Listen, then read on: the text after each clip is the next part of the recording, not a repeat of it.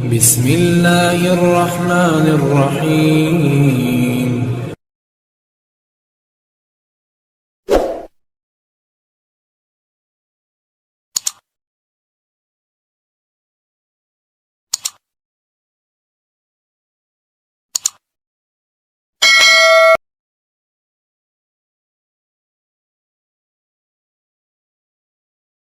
میں اللہ سبحانہ تعالیٰ نے فرمایا ہے وہ لوگ جب پہنچتی ہے انہیں کوئی مصیبت تو کہتے ہیں بے شک ہم اللہ کے لیے ہیں اور بے شک ہم اسی کی طرف لوٹنے والے ہیں.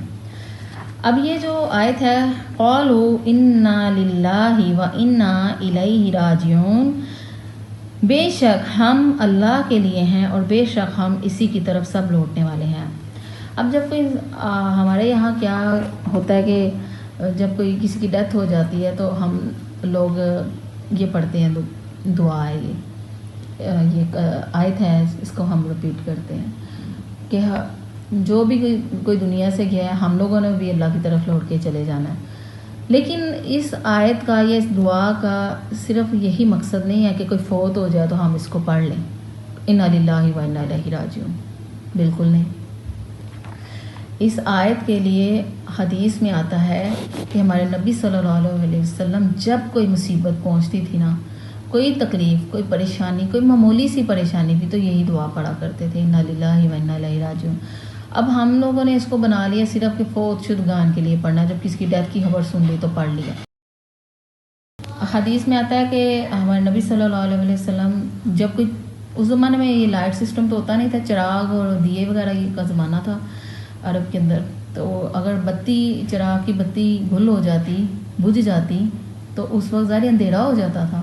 تو ہمارے نبی صلی اللہ علیہ وسلم یہی دعا پڑھتے انا للہ و انا الیہ راجعون. یعنی اتنی ایک اندھیرا ہونے پر بھی ہمارے نبی نے اس دعا کو پڑھا، اس آیت کو پڑھا ہے. تو ہم لوگوں کو بھی اللہ تعالیٰ نے یہ اصل میں مقصد یہاں سمجھایا ہے کہ جب بھی انسان کے اوپر کوئی پریشانی، معمولی سی پریشانی، کوئی مصیبت، کوئی تکلیف، کوئی مسئلہ آ جائے تو یہ دعا پڑھنی چاہیے انا للہ و انا الیہ راجعون، کہ ہم سب اللہ کے لیے ہیں اور ہم سب اسی کی طرف لوٹنے والے ہیں. اور پھر نیک لوگوں کی یہی نشانی ہے، ہر وقت اللہ کو یاد کرتے رہتے ہیں، ہر معاملے میں اللہ سبحانہ تعالیٰ کو ہی یاد کرتے ہیں.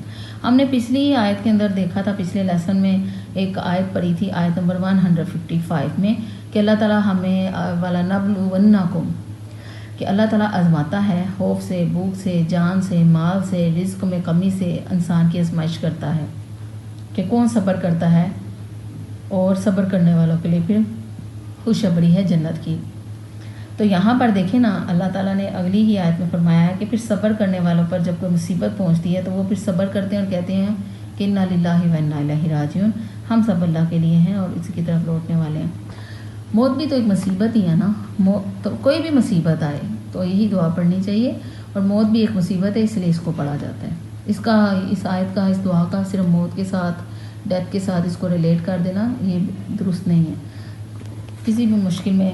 اور جب سے پھر اس آیت کا کنسیپٹ کلیئر ہوا تو ابھی آج کے دور میں جیسے وہ سسٹم تو نہیں رہ گیا، اب تو آج کل جنریٹر اور UPS سسٹم، سارے اتنے جدید سسٹم آ گئے ہیں کہ اندھیرے کا کنسیپٹ ختم ہو گیا ہے. لیکن پھر بھی کوئی بھی چھوٹی سے چھوٹی بات ہو جائے ہمیں اللہ تعالیٰ کو ہی یاد کرنا چاہیے ہر وقت. آیت نمبر 157 میں اللہ سبحانہ تعالیٰ نے فرمایا وہی لوگ ہیں کہ ان پر عنایات ہیں ان کے رب کی طرف سے اور رحمت ہے، اور وہی لوگ ہی ہدایت یافتہ ہیں. پھر جو صبر کرنے والے لوگ ہیں، شکر کرنے والے لوگ ہیں، آزمائشوں میں پورا اترنے والے لوگ ہیں، اللہ تعالیٰ کو یاد کرنے والے لوگ اللہ کے پسندیدہ ہیں، جن پر پھر دنیا اور آخرت کے انعام نازل ہوتے ہیں، اور ایسے لوگ ہدایت یافتہ ہیں. اللہ تعالیٰ پھر ان لوگوں کو ہدایت دیتا ہے. ہدایت یافتہ لوگوں کا ٹھکانہ کدھر ہے؟ جنت میں. جہنم سے اللہ تعالیٰ نجات دیتے ہیں اور جنت دیتے ہیں. اب یہ کہنے میں تو بڑا آسان لگتا ہے نا صبر کرنا، تو مصیبت پر صبر کرنا بڑا مشکل ہے، لیکن پھر جو لوگ کر جاتے ہیں پھر جنت کے حقدار ہو جاتے ہیں. صبر کرنا، شکر کرنا. قرآن میں نا صرف 5 نمازیں پڑھ لینا اور روزے رکھ لینا یہ نیک لوگوں کی نشانیاں نہیں ہیں. صرف کہ کوئی بندہ مذہب پر عمل کر لے اور 5 نمازیں پڑھنی ہیں، وہ تو فرض ہے، یہ چھوٹی بات نہیں ہے. وہ اس کے بغیر تو صحابہ کرام رضی اللہ تعالیٰ عنہ تو اس شخص کو مسلمان ہی نہیں تصور کرتے تھے جو نماز نہیں پڑھتے تھے لوگ. تو وہ تو فرض ہے. لیکن ہم لوگوں نے دین کا کنسیپٹ صرف یہ بنا لیا ہوا ہے کہ جو بندہ 5 وقت کی نماز پڑھتا ہے نا بڑا ہی نیک ہے، وہ تو جنت میں جائے گا، چاہے اس کے اندر سارے ہی ہے. وہ ایسا بالکل نہیں ہے. قرآن میں اللہ تعالیٰ نے بہت سی نشانیاں بیان کی ہیں جو جنت میں جانے والے ہیں. ان میں صرف نماز ہی نہیں آتی، ان میں نماز پڑھنے والے، روزے رکھنے والے، اللہ کا ذکر کرنے والے، قرآن پڑھنے والے، قرآن سیکھنے والے، تلاوت کرنے والے، فالو کرنے والے، صبر کرنے والے، شکر کرنے والے، اللہ کو یاد کرنے والے، اور اللہ تعالیٰ کی آزمائشوں اور مصیبتوں پر صبر کرنے والے، اور اللہ کی آزمائشوں پر پورا اترنے والے. اور یہ بیماریاں آ سکتی ہیں انسان کے اوپر، اس پہ صبر کرنا ہے. کوئی تکلیف آ سکتی ہے، کوئی کسی پر کوئی مالی مشکل آ سکتی ہے، کوئی کسی پر جتنی مرضی. بعض لوگ ایسے ہوتے ہیں اپنی لائف میں بہت زیادہ ایفرٹ کرتے ہیں، بہت زیادہ اسٹرگل کرتے ہیں، لیکن ان کو وہ رزلٹ نہیں مل رہا ہوتا. تو وہ ایسے لوگوں کو مایوس نہیں ہونا چاہیے اللہ سے، اس لیے کہ یہ اللہ کی آزمائشیں ہوتی ہیں. کسی کے نصیب میں اللہ نے ہو سکتا ہے اسٹرگل ہی لکھ دی ہو، اللہ آزما رہا ہو اس کو کہ دیکھتا ہوں میرا بندہ کدھر تک میرے اوپر توکل کرتا ہے، بھروسہ کرتا ہے، مجھ سے مایوس ہوتا ہے یا نہیں. ہو سکتا ہے اللہ اس کو آزما رہا ہو. تو بعض کا لوگ اسٹرگل سے تھک جاتے ہیں، ہار جاتے ہیں اور کہتے ہیں کہ پتہ نہیں یہ میری مصیبت کب ختم ہوگی بھی یا نہیں، فلاں تو ایسے ہے، فلاں تو ایسے ہے. دوسروں کو دیکھ کے انسان کو پھر فیل بھی ہوتا ہے ایسا کہ، لیکن ہو سکتا ہے جس بندے کو اللہ نے ساری آسائشیں دی ہوں وہ اس کا مقام اللہ کے ہاں کچھ اور ہو، لیکن جس بندے پہ اللہ نے مصیبتیں ڈالی ہوں اس کا مقام اللہ کے ہاں کچھ اور ہو. یہ تو اللہ ہی جانتا ہے. اس لیے مصیبت پہ صبر کرنا اور شکر کرنا اور اللہ کی آزمائشوں پہ اور تکلیفوں پہ اللہ کو یاد کرنا اور پورا اترنا ان پہ، یہ نیک لوگوں کی نشانیاں ہیں. ٹھیک ہے. اور ایسے لوگوں کو اللہ ہدایت دیتا ہے اور ایسے لوگوں کے لیے ہی جنت ہے. بہت پیارا میسیج ہے قرآن کا یہ، الحمدللہ. دیکھیے ہمیں اللہ تعالیٰ آسانیاں عطا فرمائے اور مشکلات ہمیں نہ دے. ہم اللہ تعالیٰ سے آسانیاں اور فراوانیاں طلب کرتے ہیں. ہم اللہ سے آزمائش نہیں مانگتے اور نہ ہی مانگنی چاہیے. لیکن اللہ نہ کرے اگر آ جائے اللہ کی طرف سے تو پھر صبر کا حکم ہے، پھر صبر کرنا چاہیے اور اللہ پر بھروسہ کرنا چاہیے اور اس پہ ہمیں جلد بازی کا مظاہرہ نہیں کرنا چاہیے. آیت نمبر 158 میں اللہ سبحانہ تعالیٰ نے فرمایا ہے، بے شک صفا اور مروہ اللہ کی نشانیوں میں سے ہیں، پس جو حج کرے بیت اللہ کا یا عمرہ کرے تو کوئی گناہ نہیں اس پر، یہ کہ وہ طواف کرے ان دونوں کا، اور جو خوشی سے کرے کوئی نیکی تو بے شک اللہ قدردان بہت علم والا ہے. اب اس آیت میں اللہ سبحانہ تعالیٰ نے صفا اور مروہ کا ذکر فرمایا. یہ ہمیں پتہ ہے حج اور عمرے کے دوران ہمیں پتہ ہے صفا اور مروہ کا جو سعی کی جاتی ہے، یہ 2 پہاڑیاں ہیں، اللہ تعالیٰ کی نشانیاں ہیں. حج کے مناسک میں صفا اور مروہ کی جو ہم حاجی جو سعی کرتے ہیں، چکر لگاتے ہیں، تو اللہ تعالیٰ نے جو حضرت حاجرہ رضی اللہ تعالیٰ عنہ نے، حضرت حاجرہ علیہ السلام نے جو چکر لگائے تھے صفا اور مروہ کے، تو اس کو قبول کیا اللہ نے، اور قربانی ان کی اس قربانی کو یادگار بنا دیا اللہ تعالیٰ نے 7 چکروں کو قیامت تک کے لیے. تو اللہ تعالیٰ نے فرمایا یہ اللہ کی نشانی ہے بس. تو اس کو قیامت تک اللہ تعالیٰ نے فرمایا یہ کرنا ہے، اس پر عمل کرنا ہے، ان نشانیوں پر صفا اور مروہ کا چکر لگانے ہیں، طواف کرنا ہے، صحیح کرنا ہے. تو اللہ تعالیٰ نے یہ ہمیں حکم دیا کہ بے شک صفا اور مروہ اللہ کی نشانیوں میں سے ہیں، پس جو حج کرے بیت اللہ کا یا عمرہ کرے تو کوئی گناہ نہیں اس پر کہ وہ طواف کرے ان دونوں کا. صفا کا بھی طواف کرنا ہے اور مروہ کا بھی 7 چکر. اچھا یہ ہم جب جاتے ہیں اور جو مطاف کے جو خانہ کعبہ بیت اللہ کا جو چکر ہوتا ہے نا، وہ آسان ہے، وہ 7 چکر لگانے آسان ہے، وہ جلدی کمپلیٹ ہو جاتے ہیں. لیکن یہ جو صفا اور مروہ کے 7 چکر ہیں نا، ان میں کافی ٹائم لگ جاتا ہے اور یہ لمبے چکر ہیں، تو ان میں کافی محنت ہے. تو اللہ تعالیٰ نے دیکھیں اس کا حکم دیا. اللہ نے کہا کوئی گناہ نہیں اس پر کہ وہ طواف کرے ان دونوں کا، جو خوشی سے کوئی کرے نیکی تو بے شک اللہ قدردان بہت علم والا. نیکی ہے نا جتنی بھی انسان کر لے، اس کے بغیر حج نہیں ہے، اس کے بغیر عمرہ نہیں ہے، نیکی ہے، اور نیکی اور بھلائی کا کام ہے. اللہ تعالیٰ ہر کسی کی نیکی کو خوب جانتا ہے، علیم ہے.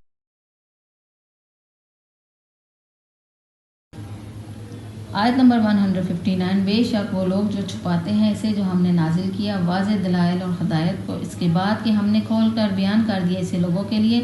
اس کتاب میں وہی لوگ ہیں کہ لعنت کرتا ہے ان پر اللہ اور لعنت کرتے ہیں ان پر لعنت کرنے والے.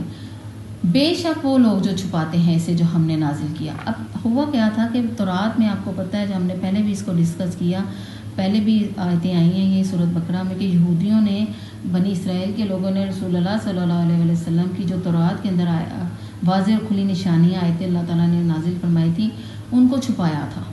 وہ لوگوں کو نہیں بتاتے تھے کہ یہ آخری نبی ہیں. ہمارے نبی صلی اللہ علیہ وسلم کے بارے میں ڈیٹیل سے آیتیں آئیں کہ آخری نبی آئے گا، اس پر ایمان لانا ہے. حلیہ مبارک تک تورات کے اندر اللہ تعالیٰ نے بتایا، اور قرآن ان پر نازل ہوگا، سارا اللہ تعالیٰ نے بتایا. اس لیے کہ جو اب جب آخری نبی آئے تو ان پر ایمان لے کر آنا ہے، مسلمان کہلانا ہے، اسلام میں، دائرہ اسلام میں داخل ہونا ہے. اب ان لوگوں نے کیا کیا، جیسے ہم نے پڑھا، حسد کیا، تکبر کیا، اور انہوں نے ہمارے نبی کو نہیں مانا، آج تک نہیں مانا. تو ان لوگوں نے ان آیتوں کو چھپایا. تو اللہ تعالیٰ یہاں یہی فرما رہے ہیں، ان لوگوں نے چھپایا جو نازل کیا ہم نے، چھپاتے ہیں اس کو. واضح دلائل نازل کی ہم نے، ہدایت نازل کی ہم نے، اسے کھول کھول کر لوگوں کے لیے بیان کیا اس کتاب میں، جو تاکہ لوگ ایمان لے کر آئیں اور اسلام کے دائرے میں داخل ہو، جنت کے حقدار ہوں. لیکن جن لوگوں نے چھپایا تاکہ لوگ ایمان نہ لائیں ہمارے نبی پر اور اسلام کے دائرے میں داخل نہ ہو، تو اللہ تعالیٰ نے دیکھیں لعنت کی ہے ان پہ، لعنت کرتا ہے ان پر اللہ، اور لعنت کرتے ہیں ان پر لعنت کرنے والے. دیکھیں کتنی سخت آیت ہے. اللہ تعالیٰ لعنت فرما رہا ہے. اللہ تعالیٰ محفوظ رکھے ہم سب کو کہ اللہ تعالیٰ کی لعنت ہے ایسے لوگوں پر. اور لعنت کا مطلب ہے کہ ایسے لوگ اللہ کی رحمت سے دور ہیں، اللہ کی نعمتوں اور رحمتوں سے دور ہے. آخرت نہیں ہے ان کی، آخرت میں کچھ حصہ نہیں ہے ان کا، آخرت میں جنت نہیں ہے، دوزخ ہے ایسے لوگوں کے لیے. تو ظاہری بات ہے جو اللہ کا میسیج تھا وہ تو کنوے نہیں کیا نا انہوں نے، آگے چھپا لیا اس کو. اللہ کی کتاب، اب انسان کی لکھی ہوئی کتاب میں کوئی چینجنگ نہیں کوئی کر سکتا. کیا لکھا ہوتا ہے جب ہم کوئی کتاب لیتے ہیں، خریدتے ہیں، پڑھتے ہیں، تو کیا لکھا ہوتا ہے کہ اس کتاب کے میں کوئی چینجنگ اگر کی جائے گی تو اس کے خلاف کاروائی، قانونی کاروائی کی جائے گی. ایسا لکھا ہوتا ہے کتاب کے شروع میں یا اینڈ پہ. تو ایک انسان برداشت نہیں کر سکتا اپنی کتاب کے اندر کوئی چینجنگ، تو اللہ کیسے کر سکتا ہے؟ اللہ کہتا ہے ایسے لوگوں پر پھر لعنت ہے جنہوں نے اللہ کی کتاب میں آیتوں کو چھپایا. 160 میں، مگر وہ لوگ جنہوں نے توبہ کر لی اور اصلاح کر لی اور بیان کر دیا جسے وہ چھپاتے رہے، تو وہی لوگ ہیں کہ میں توبہ قبول کرتا ہوں ان کی، اور میں ہی توبہ قبول کرنے والا نہایت مہربان ہوں. اب اگلی آیت میں اللہ تعالیٰ کی ایک رحمت کا بھی سلسلہ ہے کہ جو لوگ پھر توبہ کر لیں، اصلاح کر لیں، اور جو انہوں نے چھپایا ہے اسے بیان کر دیں. اب ایسے اگر کسی کو احساس ہو جائے کہ ہاں بھئی ایسا نہیں ہونا چاہیے، جو اللہ نے آیتیں نازل کی ہیں مجھے لوگوں کو بتانا چاہیے، لوگوں کی اصلاح کرنی چاہیے، چھپانا نہیں چاہیے، تو اللہ تعالیٰ فرماتا ہے، یہ توبہ کا بیان ہے نا، یہاں اللہ تعالیٰ فرماتا ہے اگر ایسے لوگوں کو اصلاح ہو جائے ان کی، وہ اپنے آپ کو درست کر لیں اور توبہ کر لیں کہ آئندہ ایسے کام نہیں کریں گے، چھپائیں گے نہیں اللہ کی بات کو، اللہ کی آیت کو، تو اللہ تعالیٰ پھر ایسے لوگوں کی توبہ قبول فرماتا ہے اور اللہ تعالیٰ پھر ایسے لوگوں کو بخش دیتا ہے. لیکن کون لوگ؟ جو توبہ کرنے والے ہیں اور اپنی اصلاح کرنے والے ہیں. توبہ کے بعد اصلاح بھی کرنی ہے، یعنی پھر اللہ کی آیتوں کو چھپانا نہیں ہے، بتانا ہے. طویل لحاظ کے اعتبار سے تو یہودی لوگ ایسے کیا کرتے تھے، آج کے دور میں بھی اللہ کے دین کو پھیلانا ہے، اللہ کے میسیج کو آگے پہنچانا ہے، کنوے کرنا ہے، یہ ہے امت کا فریضہ. اب جو لوگ اس دین کے فریضے کو تو بہت کم لوگ لے کر آگے چل رہے ہیں نا. تو اللہ تعالیٰ فرماتا ہے کہ اللہ کے میسیج کو آگے پہنچانا ہے، اللہ کے دین کو آگے پھیلانا ہے. انسان کا اصل مقصد ہی یہی ہے دنیا میں آنے کا، جبکہ انسان اپنے اس مقصد کو بھولا ہوا ہے. اصل مقصد ہی یہی ہے، اللہ کے دین کو پھیلانا، اللہ کی آیتوں کو پھیلانا، اللہ کی نشانیوں کو آگے پہنچانا. اگلی آیت ہے آیت نمبر 161. بے شک وہ لوگ جنہوں نے کفر کیا اور وہ مرے اس حال میں کہ وہ کافر تھے، یہی لوگ ہیں کہ ان پر اللہ کی لعنت ہے اور فرشتوں کی اور تمام لوگوں کی.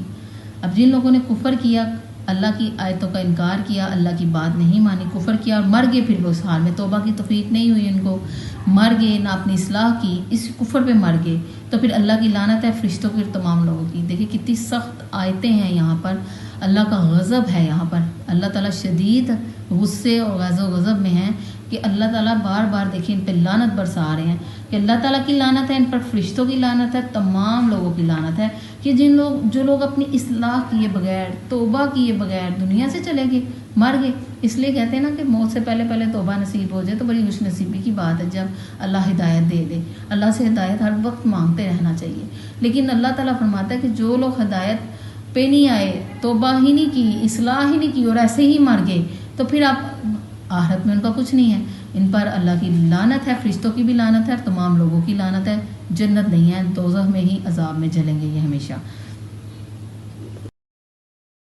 اور پھر اگلی آیت میں دیکھیں اللہ تعالیٰ نے فرما دیا آیت نمبر 162 میں، وہ ہمیشہ رہیں گے اس لعنت میں، نہ ہلکا کیا جائے گا ان سے عذاب اور نہ وہ کچھ مہلت دیے جائیں گے، کہ ہمیشہ دوزخ کی عذاب میں رہیں گے ایسے لوگ، ہلکا ان سے عذاب نہیں کیا جائے گا، نہ ہی وہ کچھ مہلت دیے جائیں گے۔ دیکھیں اگر ہم مثال لیں، ایک آسان سی مثال لیتے ہیں، کیونکہ مثال سے بات سمجھ آ جاتی ہے۔ اللہ تعالیٰ نے بھی اپنی بات سمجھانے کے لیے نا قرآن پاک میں مثالیں دی ہیں، جیسے مکھی کی مثال ہے، مچھر کی مثال اللہ تعالیٰ نے دی ہے، بات کو سمجھانے میں آسانی ہو جاتی ہے نا۔ اگر ہم اس مثال کو ایسے سمجھیں کہ جیسے کوئی تکلیف، کوئی پین ہوتی ہے بعض اوقات کسی جگہ پہ، تو ہم اگر شدید پین فیل کریں، تکلیف ہو، درد ہو، تو بعض کا میڈیسن کھانے پر بعض کا درد میں کمی آ جاتی ہے، تو ہم کتنا ایک ریلیکسیشن فیل کرتے ہیں، ہم کہتے ہیں شکر ہے کہ تھوڑا سا درد میں آرام آیا، فرق ہے، اب ایسا کہتے ہیں نا ہم اب آرام ہے، ٹھیک ہے، ہلکا ہو جاتی تکلیف نا۔ لیکن اللہ تعالیٰ یہاں کیا فرما رہے ہیں کہ ہمیشہ دوزخ میں رہیں گے ایسے لوگ، نہ ہلکا کیا جائے گا ان سے عذاب، یعنی ان کو کوئی سکون نہیں ملے گا، عذاب ان سے ہلکا نہیں کیا جائے گا، کوئی سکون کا لمحہ ان کو میسر نہیں آئے گا، اور نہ ہی ان کو پھر مہلت دی جائے گی۔ کیسا ہی دردناک عذاب ہے جو اللہ تعالیٰ پھر ایسے لوگوں کو دے گا۔ اللہ تعالیٰ محفوظ رکھے۔ اللہم اجرنا من النار، اللہم اجرنا من النار، اللہم اجرنا من النار۔ ہمارے نبی صلی اللہ علیہ وسلم کی سنت ہے، ہمارے نبی صلی اللہ علیہ وسلم نماز کے اندر بھی جب کبھی عذاب کی آیتیں آتی تھیں تو اللہ سے عذاب کی پناہ طلب کرتے تھے، اور اگر جنت کی آیتیں آتی تو اللہ سے جنت کا سوال کرتے، اور اللہ تعالیٰ سے ہم یہاں دعا کرتے ہیں، جب چونکہ یہ عذاب کی آیتیں ہیں، اللہ تعالیٰ سے ہم دعا کرتے ہیں کہ اللہ تعالیٰ ہمیں ان میں شامل نہ فرمائے، اللہم لا تجعلنا منہم، اللہ تعالیٰ ہمیں ان میں شامل نہ فرمائے، اللہ تعالیٰ ہمیں دوزخ کے عذاب سے ہم سب کو محفوظ رکھے، آمین۔